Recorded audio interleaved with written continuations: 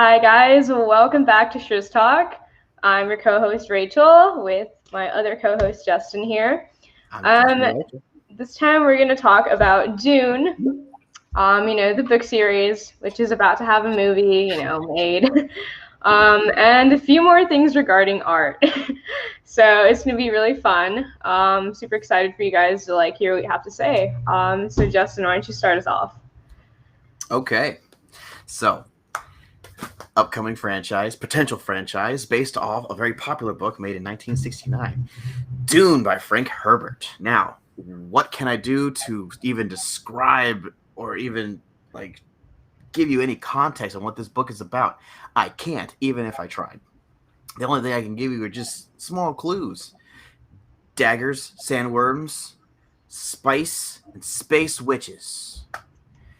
And Well then, that's I know worms and witches and spice. That's okay, continue. What does the only clues in the context. But what I can say is that it is the Mac Daddy of what is it of science fiction and fantasy that rivals the the uh, the Tolkien franchise with the Hobbit and all the Lord of the Rings ones. Okay, get J.R.R. Martin out of your mind. Frank Herbert is right there with him, right there with Tolkien, and it's something that just recently came into my life. But once I went down the rabbit hole, it was a mind blow. It was crazy. So we have uh, tons of factions in it. We have the Atreides, the Harkonnens, and a giant desert planet known as Arrakis, which is called Dune as per the title, and it sets the future of what humanity is going to look like in 25 plus thousand years. Oh my god, we're gonna have worms. Yeah, we'll have worms even then. So there are two main houses that is featured in this book, which are known as the Atreides, and the other one's known as the Harkonnens. And they are pretty much like a representation of what humanity would be if they branched out and was evolved into the future. And the more human aspects of the Atreides is what we relate to the more. They're more into organic function of all their technology as well as psionic abilities. Meanwhile, you have Harkonnens who are very tech heavy people. Imagine Steve Jobs and Elon Musk. Marriage. Marriage, that's what we're calling it. Okay. And that and the Baron Vladimir Harkonnen is pretty much that baby, Okay. of technically savvy and living in luxurious turmoil is represented, and it is a whole thing. Now they're not exactly what's known as kings. They're barons. They're like dukes and barons. Okay. They're like sub kings off the big head Then honcho. we're the kings. What? Yeah, so I know I'm using that term loosely, but again, I can't describe it. I can't describe it to where it's going to make sense unless you actually read the book. My All right. goodness. What book are you on, by the way? Okay, so it's part of a 6-book canon saga that is known as a Masterworks, and I'm beginning of the 3rd book, which is called Children of Dune. Now I finished the first one, Dune, the second one, Dune Messiah, Space Jesus, and I'm on the 3rd book, which is known as Children of Dune, and that takes place shortly after the main guy and all of his exploits and triumphs and everything. And the next 3, I've pretty much kept a mystery to myself. I'm not going to get into that part. I'm only going to just talk about what so far is what I've known. And when you get into this book, if you do, God, I hope you do, there's a movie adaptation. After many tries, there's one that's recently coming out in October that has a master cast. Like everyone who is important in movies right now is in this movie. Okay. You got Timothy. I'm gonna mess up his name. Timothy Chalamet. Hamlet or something? I don't even. Yeah, Timothy Champagne. You know, Timothy Champagne. Jason Momoa. You got Watching it. yeah, big Hawaiian daddy there. He's gonna play Duncan. Oh my god. So you have him. You Warm or got what? you got Josh Brolin. You got Thanos playing a guy in there. You got Zendaya, who's just amazing. If you don't know who Zendaya is, she plays this character from like she was way back in the Disney days. She played Oh this my god. girl. Yeah, this girl named Rocky from this series that they used to do on a Disney Channel. So you have that. You got Oscar Isaacs. What's her name? Rebecca Chastain, I believe. She plays one of the space witches, Jessica. It looks amazing. And yeah, so they're changing a couple people, like Kynes. There's someone in there named Kynes who's being played by this lady, but in the book she's a guy. So What? yeah, they changed her into a female out of nowhere, and it's played by an actress that I'm not too familiar with, but she looks great. Like as far as but she Well, doesn't play see why they changed. she doesn't play that much of a pivotal role, but but she's all in there, and it's being directed by Denis Villeneuve. Dennis Villeneuve. I think that's how I got interested when I saw the trailer and I checked the director out. But yeah. Exactly. All right. So yeah, you mentioned he was the director of Sicario, and I know him when he did Blade Runner 2049. And about that one, it failed at the box office, like conceptually, and well, not even conceptually, literally, but it is known as a classic amongst the fans. Like they loved it. So you got that, and especially with the guy like that with his visuals, I cannot think of anyone who can do this movie justice other than Denis. Yeah, I totally agree with you on that. Dude has a lot of works under his belt that it's basically he's right up his alley. So I know, I can't wait for it. And the big part, just glaring great part of why I'm hyping this up is because the guy who's doing the score, the musical score, is the same guy, Hans Zimmer. He's the champion guy making score that's right next to John Williams. And he's the one that's making the score for Dune. And I loved him ever since he did Prince of Egypt in 98. That guy knows how to make music, like movie music, and I can't think of anyone better. I've already watched both those trailers, plus the feature where it has all the actors talking about it, all the potential it has, and it looks really true from the book. I finished the book before the movie comes out, and I finished the second book just last week.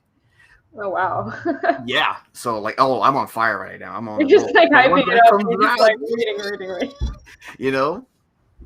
So once it gets up and running and they release it, it looks so accurate to what it looks like especially in all the action sequences. Oh my goodness. I mean, I haven't read the book, but the way you're describing it, and I just saw the trailer. Well, both of the trailers, the official ones, I would like to read it. I'm just excited for it. I would like to at least start reading it. That way I can at least somewhat understand what's going on. But just based off on the trailer, it looked pretty cool. I would really like to see it because nowadays you see trailers giving away everything basically, right? It's kind of okay, I know this person dies. I know what happens after that. And with this one, it's kind of I have no idea what's going on. I know there's a worm, some attractive people, and they're in space. Some attractive people in space. I mean, so it's all right, guess we're watching this. So, and then, the trailer got me interested. All the books got me interested. I started Googling stuff, and however you pronounce his name, director Dennis, whatever. He most of his movies are both the sci-fi, violent, entertaining kind, and also the type that make you think. So right up his alley, and it's just like, oh wow, like I really can't wait to see this movie. So I can imagine people that aren't like super hardcore fans like you are still want to see it, and then probably will get into the books. If you're like me, if you see a movie, it's like, okay, now I really want to read the book. Yeah, so yeah, I can't wait for I'm going to just drop a lot of money, a lot of my own dime to see this movie, to be in the franchise. If they ever sell like the suits or the outfits, I'm definitely getting one. I'm 100%. Cosplaying at its finest. Wear like the hijab and the. Oh my god, the hijab. That's a lot of sand. Oh my god. But like honestly, I can't wait to see it. When does it come out again? Like October or something? Oh, that's the upsetting part. It was supposed to be released for October 1st, like right into the holiday, and they pushed it back to the 22nd. And I was like, okay, y'all hurt me. Y'all hurt me bad. Oh my god. I can't wait to see it. Like honestly, I don't know like if everyone's gonna relate, especially if they've already seen the trailer. But it's just like, I mean, come on. Like, you cannot tell me you see a giant ass worm and you don't ask yourself, what the fuck is this worm doing? It's just like why are they so afraid of a worm? Like, it's a worm. I mean, yeah, it's big, but I mean, it's a worm. Oh, lady. Oh man. Well, what does the worm do? Is that like a space god type of worm, or what is it like? So one part. Wait, no spoilers, though. No. I'm gonna give you like the background of why he wrote it the way he did. Like, the undertone theme about this book is the environment, like literally the environment. Because Frank Herbert, before he was a writer, was an avid like environmentalist. He 100% cared about nature. He looked far and deep into like even what seems like a destitute area, like for example, the Jordan Desert. There is life. There's life there. Like there are little desert creatures all around there that are not only just surviving but thriving. So imagine a harsh climate like that, and you think it's desolate and it's barren and there's nothing in there. That's not accurate. It's definitely alive. It's just not something you're used to. It's not in your face, and it is hard. That is one thing that I love about it the most. That's why he wrote it, because it's not. You can't just go out there and spend a little R&R and everything. It's definitely a survivalist mindset to where he wrote this book. Like, it's not for everyone, and like even with Paul and his abilities, there was still no guarantee that him being out there, or anyone, whether it be Harkonnen or Atreides, there's no guarantee that they would survive Arrakis and all of its little things. I mean, you got everything. You have dangerous indigenous people. You have giant worms the size of a skyscraper that can eat an entire ship and whole. Oh my god. You got literally like an addictive substance that they're mining. There's a lot of things in play on this story. Oh my god. And I like to watch it. Yeah, especially for young people. Oh man, if you are growing up and you're very young and you don't know anything about like how to deal with hard things and circumstances, it's definitely a book for you. That's great, honestly. That's nice. Like, I remember reading the Hunger Games and stuff, but I mean, it wasn't as relatable, Like, I mean, we weren't in districts, and I didn't have to stab anyone to death to eat or whatever. But it showed me, follow your dreams or something. I don't remember. But I don't remember follow your dreams in the Katniss story. I mean, okay, maybe. I never read the book, but I'm pretty sure the glaring like moral of the story is follow your dreams in a dystopian future. Okay, maybe not like that.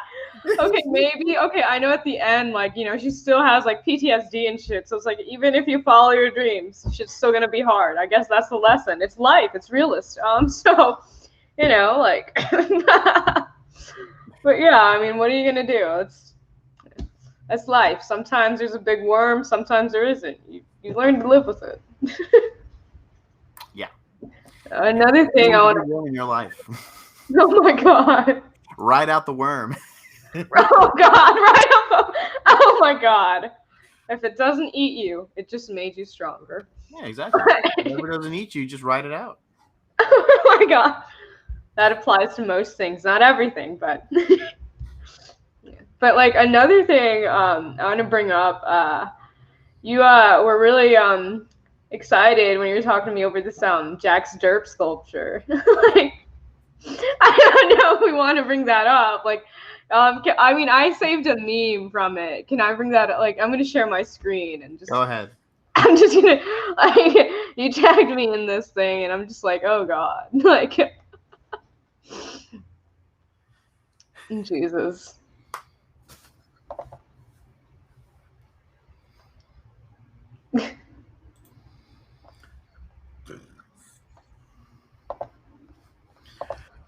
So basically, like I don't know what everyone else says, but for me, um, it looks like derp. It does. It really does. It's derp. It's so derp or lerp, either one. It's derp, bro. not great. It's not great. So like, can you tell us a bit what happened there? Like I looked it up and shit, and I mean it reminded me a lot about like like Warhol and whatnot. But I mean like give us some backstory on that before I get into that. Like give us some backstory on derp. All right, so I'll give you some like at least like what was going down. So apparently there was a construction project that's happening out in Jacksonville, and the JAX sculpture is a byproduct of a contest. Like it was a prize, like the winner of a contest that was being submitted by Chicago-based Perkins and Will, and it was selected for a $22 to $29 million project in downtown Jacksonville. Now, nothing is set yet. They haven't gone forward with any of this stuff, but according to how the design is brought forth with the project's illustration, it's said to be the centerpiece right next to an additional $125,000 construction project to make the park near the landing. So, yeah, it is proposed to be 151 foot tall. Now, to scale, the only other thing I can measure that's 151 feet is the Statue of Liberty, from down to the base of her sandal all the way to the torch. All right. Yeah. So, yeah. So, like, that height should tell you that this is going to be glaringly in your face, And I don't know. It just looks, from what I can see on the design choice, it looks so bad. Like, it's got everything. Definitely, it's everything that it's not going to be as far as like the Statue of Liberty. Stylish or French. So it's American and doing its best. Yeah, it's doing its best. The JAX sculpture is by this international artist. Okay, he's an international artist, which should already tell you that him and Jacksonville, Florida, do not correlate. All right, his name's Jeffrey, but he spells it with like an umlaut on top of the E, Jeffre. Jeffrey. Yeah, Jeffrey. Jeffrey. Yeah, Perkins and Will said in an email multiple studios worked on the project. Like, it's okay. So multiple studios made derp. Yeah, multiple studios made derp. All right, and like, here's the problem with it. Okay, he said, was his own words, was that to me it becomes a symbol of downtown and becomes a gathering place for everyone. No, sorry, he didn't say that. Sorry. He said he wanted to make it relevant to what, like, he was basing it off the river near there. I think it was like the St. James River. And so he wanted to make this sculpture to reflect, and man, did he reflect it with the chrome finish. Reflect the design choice to give it like an energy of water and the flow of water and energy and how it all like correlates to life and everything, and it's just not, it so just Florida doesn't look like that, like, because everyone that looked at it initially thinks it's written in cursive. Now, I am not cursive, I'm cursive challenged. Okay, I had an inability reading and writing bougie cursive. But even I know not to sink too 22 million clams to make a whole ass slurp in the middle of Jacksonville. Oh my God. And whoever says art is subjective, at least, I don't know. It's not even original because it looks glaringly like Anish Kapoor's Chicago Bean. Have you seen that thing? Yep. Yeah. Okay. That's also Chrome. And it's also Chicago based. So I'm like, what's it doing here? Honestly, if you wanted to capture Florida or some shit, you should just put a gator or something over there. Make a giant gator. Exactly. Stetson's right there. You make a giant hat. Who cares? On that motherfucker. Yeah, but so I find it funny because, like, okay. So you may be thinking, what does Derp in like glaring bright lights have to do with Andy fucking Warhol? Well, so when I first saw Derp, two specific works. One, not necessarily Warhol's, but his mom's work actually. But both of these have been in the Andy Warhol Museum. But so these two works came to mind, and it's just like I was thinking, JAX Derp really like just it has this artist vibe of this like it has that vibe, and I'm gonna share this, but like the first one is basically Bird on a Branch. This was by Andy Warhol's mom. Hold on.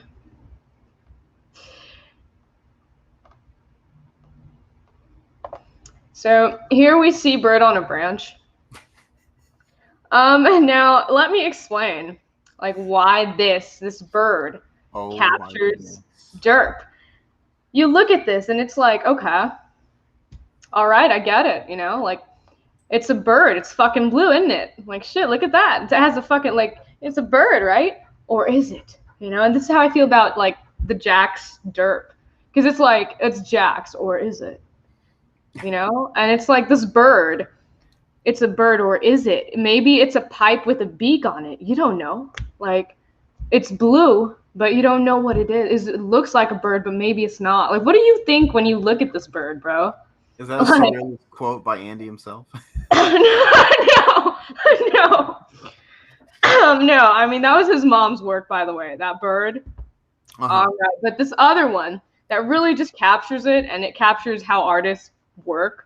Mm-hmm. And you know, just it makes me wonder what goes on in an artist's mind when they make these works, right? So the next one I'm about to show is Andy Warhol's oxidation paintings. For those of you that don't know, these were the paintings that Warhol, you know, got some help on with his assistants. Basically, these paintings were, you know, they took a canvas, they painted it with, you know, copper paint, they set them on the floor, and they pissed on these paintings. Right? And so the oxidation of the urine is what made these paintings, you know, have this like abstract color pattern of shimmering oxidized urine upon this paint, right?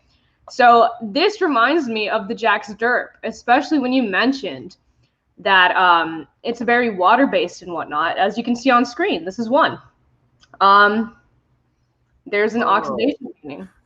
This art. Oh God. So I captures the JAX Derp well, and honestly, like I feel it does. Like so here Warhol was going for an abstractive angle, right? Like this dude Defray or whatever said the same thing. You know, it's like that's art. You know, it's abstract. You know, he didn't piss on like you know Jacksonville. Well, at least not literally. You know, one would beg to differ metaphorically, but you know it's subjective. You know, I'm not gonna say anything, but yeah. So basically, it's just when I look at these two paintings, I'm like, is it JAX? Is it Derp? Is it Lerp? It's like the bird. You know, I see a pipe with a beak, and it's blue, and I feel that in my soul, right? And so, but you know, and I get that. I mean, if you walk into Jacksonville, it's gonna be like shining so bright, right in your soul, right? And with the oxidation paintings, you know, it goes with the vibe. It's all liquidy. It's all metal, shining bright, you know, attracting that attention that you really don't want to look at, but you have to look at anyway. And honestly, these two paintings, you know, I'm pretty sure someone may have wanted to bring up the pop art, but the pop art just doesn't capture JAX Derp like Bird on a Branch and oxidation does, really. So in my opinion, I mean, Warhol would be proud. If Warhol were alive today to see the JAX Derp, he would piss on it, and that is an honor. So, I mean, it's art, man. Well, It's you can't art. piss on JAX because it's stainless steel. Oh my god. It's art. Honestly, I loved it. It was amazing. Art. Art. Art. Jesus Christ. So, according to the DIA CEO, Lloyd Boyer said, she says, to me, it becomes a symbol of downtown and becomes a gathering place for everyone. Love it or hate it. It is apparently the sculpture generated the most public feedback of all three designs. She said that the exposure is what the DIA and city officials want. Oh, they got it. They got the exposure, and they got got definitely a public feedback, and you can see that in all the memes, all your streaming, and it the only thing, especially since I live here in Florida, the only thing that I would really want it to do is to be so tacky that it would drive everyone else from moving here. I mean, hey, we're getting there. I mean, I don't live in Florida at the moment, but I was raised there, and I'm just dying to go to Jacksonville just for the JAX Derp. Really, I go to the JAX Derp. Like, okay, when we actually go there and like take fucking photos and stuff, we'll post it, and I mean, maybe we'll make another video of what it's like in person. But it's art. It's art, yeah. So is that giant bean in the middle of Chicago. Oh my god. Oh my god. Oh Lord. Oh, great. Art's the prevailing theme here. So yeah, the Dune movie, the JAX sculpture, the LERP sculpture. It's definitely and Andy Warhol's pride. Andy Warhol's pride. I'm sure he would be proud, honestly. Right. All right. If he knew what pride meant. I mean, have you seen his oxidation paintings? This man knew what pride meant when he pissed and came on a canvas. He knew that. I'm kidding. You're right. You're my bad. You just put it all out there, and it made its way to like Studio 54 and all the selective museums. Modern art. You know, why not? Just put a pair. He didn't do it. You got assistants to do it and whatnot. Huh? What's that? What? Did you say something? No, I mean, no, I didn't say anything now. I thought you said. So it could be just as equivalent as when they put the pair of glasses. Like someone put a pair of glasses on one of those museums, and people started taking photos of it as if it was actual surrealist art. Well, I mean, didn't you tell me when we were talking about Warhol at one point, like he was the dude that like nailed toast to a wall or something? That was a joke on him. What? What? Well, was he? Like, I didn't look that up. I mean, I knew it was like a parody. It was a parody that was done in his impression of what okay, so basically what you're saying is besides Jeffrey or whatever the fuck, like other people have been inspired by Warhol. Okay. Inspire. That's a word. That's one word. Inspired. Are they not? I mean, it's art. I mean, imagine you just wake up one day after breakfast and you just take a fucking piece of toast and you're like, bam, right against the wall. Like, fucking nail it to the wall. Like, yeah, it's like art. Like, damn, like, like, I wish I was that toast, man. Like, there's something here, baby. There's a nail in a piece of toast, and I think it's really speaking to me.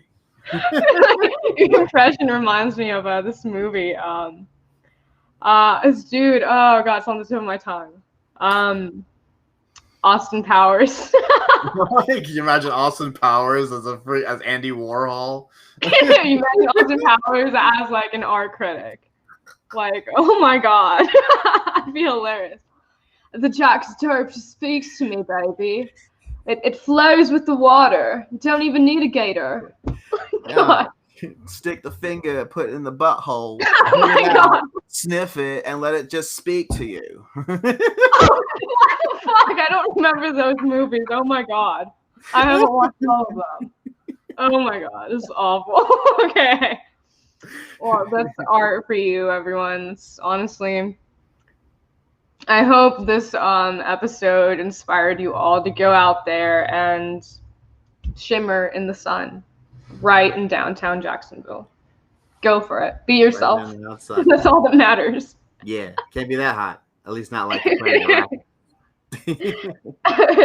But it was awesome talking to all of you. And I'm really glad we got to talk about the serious issues surrounding JAX, Derp, Dune, and Andy Warhol's piss paintings. So I hope you guys have a lovely night, lovely evening, afternoon, whatever it is. Depends on your time zone. Bye, guys. See ya.